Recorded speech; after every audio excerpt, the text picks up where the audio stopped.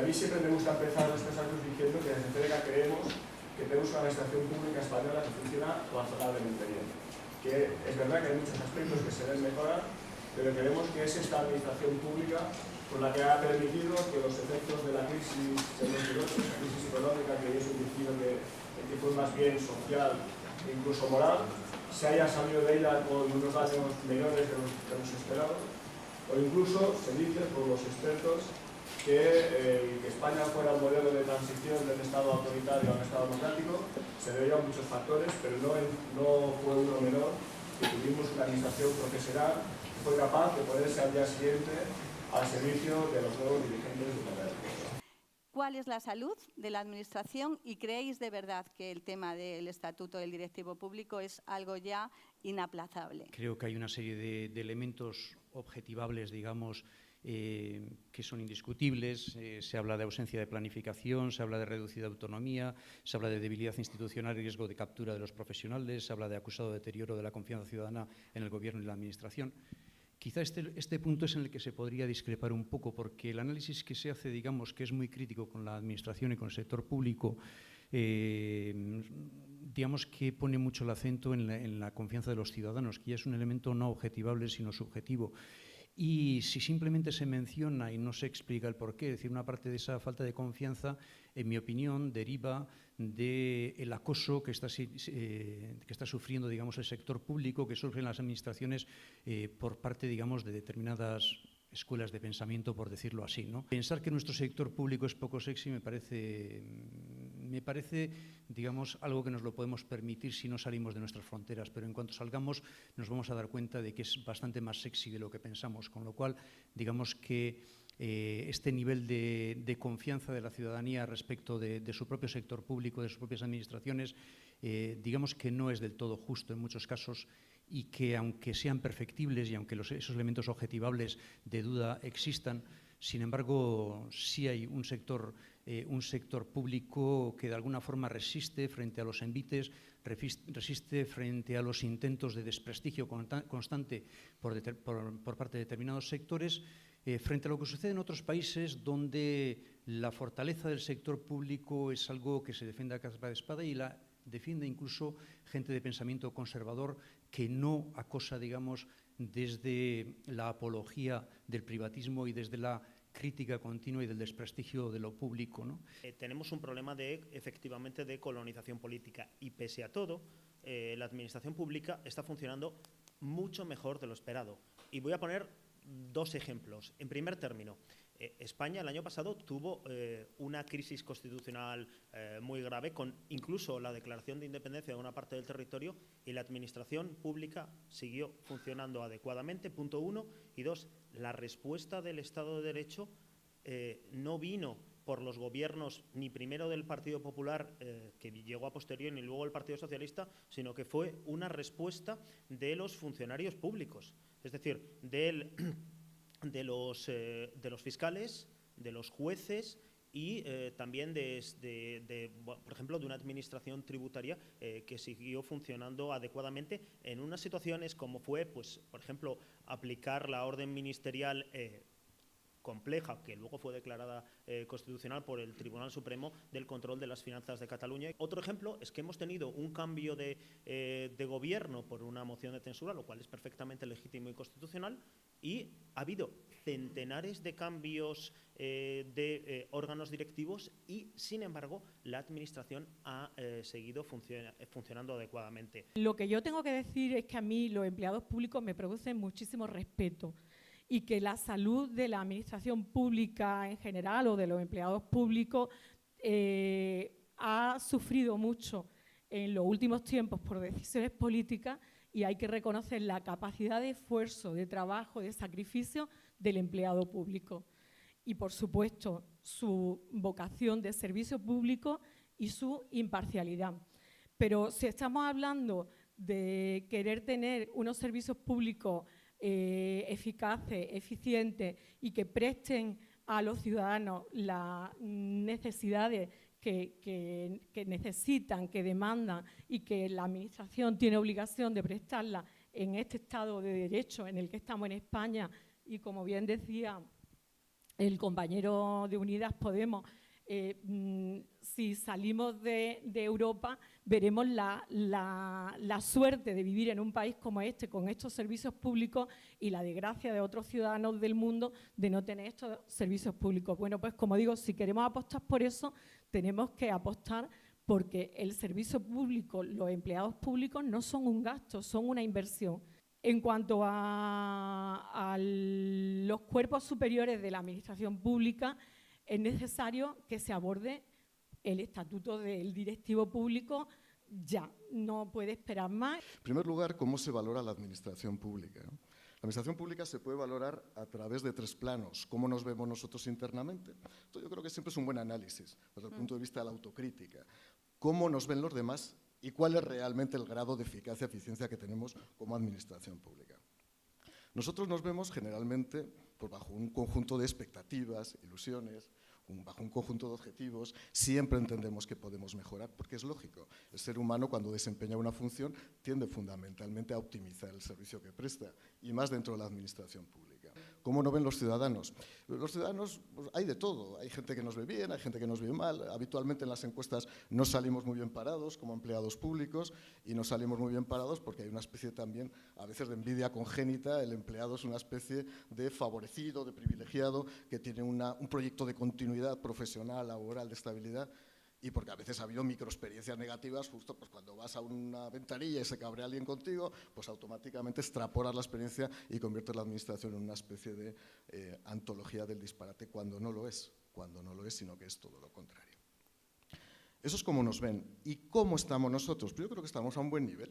Lo decía Jordi, yo creo que hay que hablar bien de la administración pública. Ojo, hablar bien de la administración pública no supone abrir otros debates sobre la posibilidad de que haya gestión directa o gestión indirecta de los servicios públicos, pero la administración pública yo creo que vive un buen estado, un estado bueno. Y creo que lo tenemos que decir constantemente, y los que somos funcionarios no tenemos desde luego ningún tipo de ambaje ni ningún tipo de delicadeza para intentar no decir esta afirmación, porque consideramos que es absolutamente cierta. Aquí venimos a hablar del Estatuto del Directivo Público, y estas personas, estos señores que son todos altos funcionarios de la Administración, quieren escucharos y conocer qué propuesta tiene Roberto, Unidas Podemos, para, después de 20 años de hablar del Estatuto del Directivo Público, después de 12 años que está incluido en el EBEP, para que esto realmente se ponga en marcha. Propuestas concretas. ¿Qué propuestas tenemos? Bueno, Unidas Podemos tiene claro que es necesario este estatuto y coincide muy básicamente con con las propuestas que plantea FEDECA. Es decir, el 90% de las propuestas que se plantean son propuestas admisibles. Hay cuestiones que hay que concretar. Es preciso que regulemos este estatuto, es preciso que atengamos todos esos elementos de objetivación en la medida en que son posibles. Me gustaría decir que hace falta algo más que eso. Hace falta también que haya políticos que se crean su función, hace falta que haya altos funcionarios o empleados públicos que realmente se tomen en serio su función, y hace falta sobre todo recuperar el respeto por uno mismo, ¿no? Porque mientras no haya respeto por uno mismo, el respeto que pueden infundir las normas simplemente siempre se puede intentar eludir. Nosotros llevamos en el programa que se implante el estatuto, modificar el estatuto básico del empleo público para introducir el estatuto del directivo público. Llevamos la limitación de los puestos de libre designación. Los puestos de libre designación incluyen, como muy bien decía Jordi, el tema de que además tienes libre destitución o libre cese. Entonces, nosotros lo que planteamos es que haya la modificación del sistema de provisión de puestos para que se cumplan mejor los principios de mérito y capacidad. Bueno, en las 110 medidas que el Partido Socialista ha presentado, que presentó el candidato y presidente del Gobierno, recogen especialmente en materia de administración pública pues la transparencia y el desarrollo del EB. Creo que es fundamental ese desarrollo del EB, que se quedó paralizado. Y en concreto, en ese desarrollo del EB, pues tendría que aprobarse el Estatuto del Directivo Público. Al resultado de la urna hay que aplicar unas capacidades de eficiencia y eficacia de los altos directivos para que eso pueda traducirse en buena calidad de los servicios públicos y para la sostenibilidad y eficacia de la administración pública en general. En el programa electoral del Partido Popular se dice expresamente en 2 epígrafes que desarrollaremos un modelo de provisión y reclutamiento de directivos públicos que garantice la neutralidad, que garantice la imparcialidad y que garantice que no se perturba su funcionamiento y su desarrollo como consecuencia de los cambios políticos. Eso está incluido expresamente. Decía bien Roberto, vayamos a un modelo meritocrático, me parece muy bien, pero que lo tengamos todos presente lo que es el mérito. No nos hagamos trampas en el juego todos. El mérito supone estar arriba en la escala administrativa. El mérito es haberlo acreditado en una oposición. El mérito es acreditarlo diariamente en el desarrollo del trabajo profesional. El mérito no se gana por generación espontánea. Lo digo porque somos funcionarios de cuerpos superiores todos. Y no empecemos otra vez, porque yo creo que ya es un debate antiguo, a hablar de que aquí todo el mundo tiene mérito, aunque no pertenezca a determinados cuerpos. El mérito se va alcanzando también por el ascenso y por la carrera profesional vertical. Y fuera de eso no hay mérito. Pero también lo quiero dejar claro, y creo que es un tema que tiene que tener presente FEDECA. Es el reclutamiento y el mantenimiento de funcionarios en determinadas partes del territorio español. Ese es un debate que necesariamente tiene que estar presente en todos los programas políticos. Porque la desarticulación de la administración del Estado, la desactivación de efectivos y la falta de incentivos directos para que determinados empleados públicos estén en el territorio se debe superar de alguna manera. Conocéis todos el informe de la OCDE de 2017, en el que desde luego España no queda nada bien parada. Estamos con Chile y Turquía en los últimos puestos, penúltimo España. Desde luego Chile y Turquía no son países de nuestro entorno. ¿Qué se puede hacer? Tenemos que hacer algo. Esto suena raro para gente como yo, que no forma parte de los cuerpos superiores de la administración. Realmente es extraño esta nube de nombramientos, esta nube de designaciones. ¿Qué podemos hacer? Estamos más cerca de Portugal, estamos más cerca de Francia, estamos más cerca de Reino Unido y, sin embargo, estamos en los niveles de Turquía y Chile.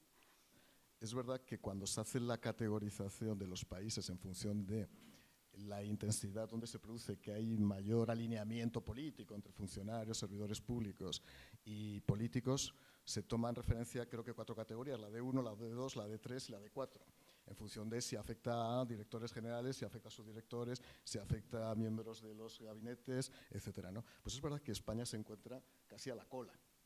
Y si analizamos, si no recuerdo mal, el último informe OCDE, España ocupa, pues no OCDE, no, del Fondo Monetario Internacional, España creo que está en el puesto 83, sí, en el grado 83 de 137, lo cual, la verdad, no es para estar estrictamente orgullosos, ¿no? Lo digo además porque el análisis se ha hecho bajo criterios objetivos tomando 4 categorías, ¿no?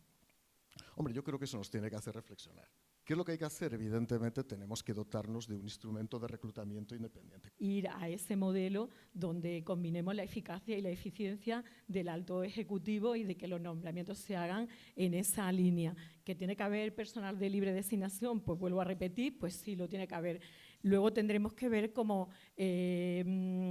pues articulamos, cómo se valora ese directivo o ese alto ejecutivo para que ocupe ese puesto. Habrá que ver si es solamente el mérito, las capacidades de organización de equipo, las habilidades. Habrá que ver cómo ya valoramos cuál será el más idóneo.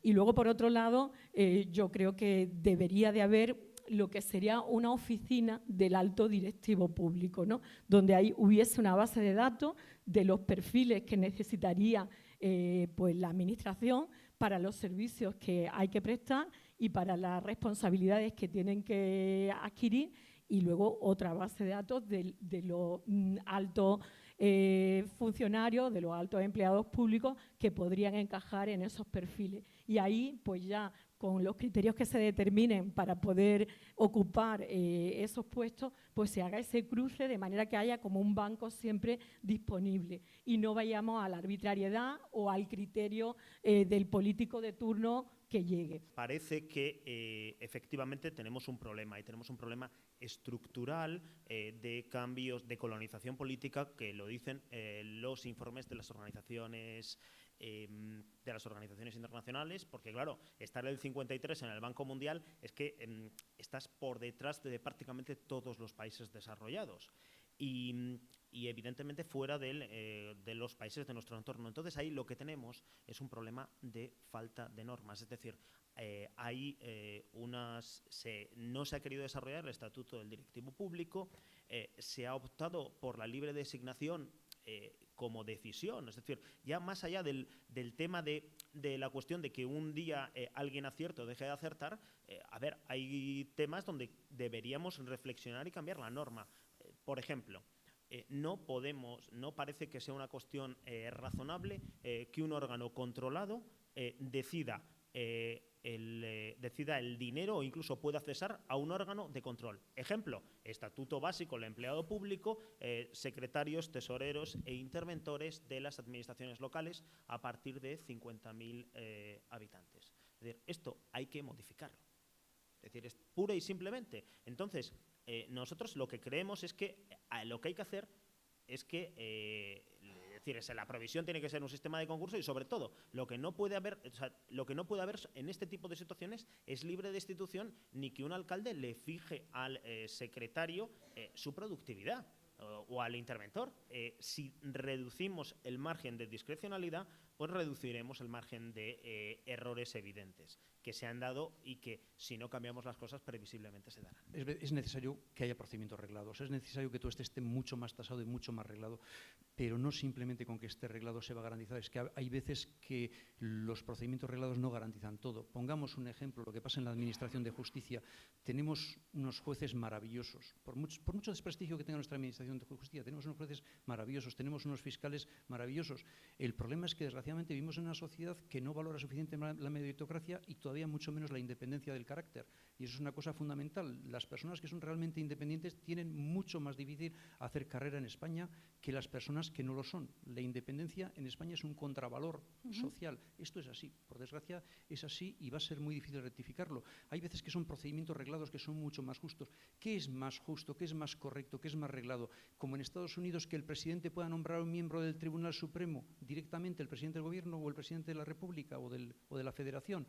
¿O es más reglado que 2/3 partes tenga que consensuar de los grupos parlamentarios que representan, tenga que consensuar unos, pero al final ¿cuál es el resultado? Es decir, si hacemos unas leyes y unos procedimientos muy estrictos, pero luego los utilizamos fraudulentamente, porque claramente se utilizan en fraude de ley todos los procedimientos para garantizar la independencia de los poderes del Estado, y cuando digo del Estado me refiero igualmente a las administraciones autonómicas, a las locales, hasta el último consorcio de aguas, hasta la última mancomunidad, se reparten por cotas, y se parten por cuotas de afinidad a los partidos políticos. Esto es así, no por meritocracia, y desde luego mucho menos por independencia. Es decir, una persona que es realmente independiente, prosperar socialmente en nuestro entorno es difícil. Aquí hay alguna posibilidad, hablamos de un posible pacto de Estado, porque escuchándoos, la verdad es que todos tenéis vuestra parte de razón, si no toda, y tenéis mucho denominador común. Es decir, prácticamente de lo que planteáis en este diagnóstico y en las propuestas que planteáis, creo que va a haber muy pocas diferencias entre los partidos. El problema es básicamente de cómo implementarlo, de cómo garantizar que efectivamente no estemos solo haciendo una defensa formal de las cosas sin tener una auténtica voluntad política de cambiarlas en el fondo. Y eso es el problema eterno nuestro, ¿no? Y eso hace falta, pues, que este tipo de organizaciones como las que aquí representáis, como los sindicatos, como los medios de comunicación, como los demás poderes y como la sociedad civil organizada, de alguna forma sea más crítica, sea más exigente. La cuestión cultural es importante, pero yo insisto en que si no hay una norma previa y partimos de una tradición que desgraciadamente es más cercana al spoil system, es decir, a que el partido ganador tiene derecho a ocupar una serie de puestos en la administración, pues lo tenemos. Creo que una parte de la actividad política es también liderazgo y es cambiar esta forma de hacer las cosas, y eso se transforma también a base de leyes. Y luego, a mí sí me gustaría decir que efectivamente es una garantía que determinados puestos se provean entre funcionarios públicos del Grupo 1. Y esto hay que en mi opinión, claramente hay que mantenerlo. En este momento de fragmentación parlamentaria debe haber voluntad política. Y yo creo que muchas veces lo que nos falta a los diferentes partidos, a las diferentes fuerzas políticas, es valentía. Valentía para acordar. No estamos en una cultura de acuerdo, creemos que acordar es malo y si tiene el foco mediático, pues todavía ya sí que es imposible el acuerdo. Ha pasado con el pacto de pensiones, con el pacto de Toledo, ha pasado con temas tan importantes y tan duros como la lacra contra la violencia de género. Sin embargo, en el momento que algo está fuera de foco, pues se puede llegar a acuerdos. Y yo tengo que decir aquí que conseguimos en esta legislatura, antes del cambio de gobierno, llegar al acuerdo de la Ley de Contratos del Sector Público, una ley que fue votada por todas las fuerzas políticas o a favor o con abstención. ¿Y por qué? Porque eso no estaba en el foco político ni mediático y entonces pues se consiguió. Cuando hay voluntad de pacto, evidentemente se llegan a acuerdos. Es verdad que hemos ido fragmentando el acuerdo. Es verdad que nuestra voluntad pactista para determinados asuntos de Estado ha palidecido bastante, todo se ha dicho de paso, y solemos teatralizar mucho la situación con el objetivo de buscar un rendimiento cortoplacista, ¿no? Pero que se puede alcanzar un acuerdo, Teresa, indudablemente. También digo una cosa, la Administración ya no es lo que era en la época de Pérez Galdós, el prebendario regado, ese que lo llevaban, lo sacaban, esto ha cambiado mucho. Estamos hablando fundamentalmente de los directivos. Y efectivamente los directivos, bueno, yo Turquía, conozco la administración turca, conozco más la administración chilena, ojo. La administración chilena es una buena administración. Ojo, sí, sí. Ojo. No es una administración ni mucho menos del tercer mundo, sino una de las mejores administraciones de América Latina. Eso sí, sin embargo, padece la misma patología que nosotros. Eso también hay que decirlo de manera clara, ¿no? Y luego no hacernos trampas en el solitario, que lo decía yo antes, y ser coherentes. Lo decías tú, es verdad, una de las principales virtudes que tiene que haber, más allá de la lealtad, es la coherencia. Si en una empresa privada esa empresa funciona bien o mal en función del directivo, y si un directivo no la lleva bien, va automáticamente a la calle, sería lógico pensar que en la administración pública, el mayor empleador que tenemos en España, tiene que estar dirigido pues los mejores directivos públicos. Sorprende que ese concepto dentro del estatuto del EBEP no se haya desarrollado. ¿Cómo esto puede ser posible? Lamentablemente el EBEP pues, se aprueba, después llega la crisis, después vienen los cambios de gobierno y estamos en la situación que estamos. Yo creo que es necesario una evaluación de las políticas públicas. Yo como inspector de Hacienda en los diversos puestos, a mí me han estado evaluando todos los años en que he estado ejerciendo, de una forma o de otra. Y algunas cuantas veces me ha tocado evaluar a mí. Y bueno, no es una parte agradable ni una cosa ni otra. Reflexionándolo desde fuera, creo que se está mejor. El sistema tenía muchos fallos. Puede ser que se hayan equivocado conmigo y yo desde luego me he equivocado a la hora de evaluar. Yo cuando lo he reflexionado años después. Pero es preferible eso a la nada.